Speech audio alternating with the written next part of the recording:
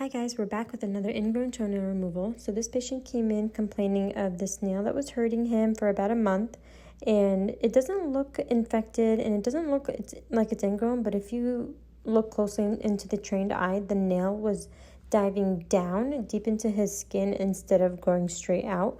So I go ahead and I remove that corner from the nail bed, and you can see that it was big down at the base, and then I use this curette, and this is a perfect example why I use a curette after I remove the nail.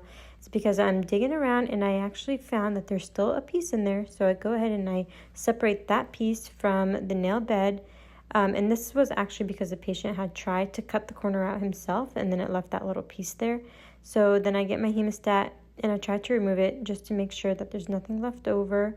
And you'll see here in a second that it actually was a pretty big piece as well. And then I use the curette again just to make sure for the third time that there's nothing in there, and there wasn't, so it was all clear. So we put the sodium hydroxide because this has happened to him more than once and he doesn't want it to come back.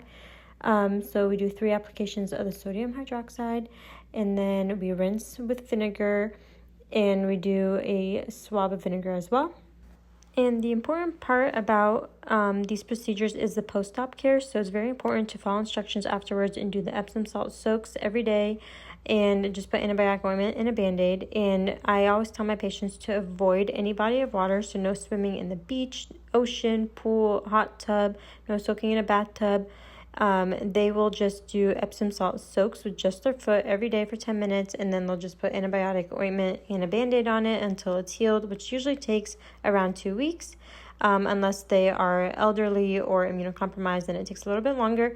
But he will just keep this dressing on until tomorrow, and then he will start his wound care, and he shouldn't have an ingrown toenail after that.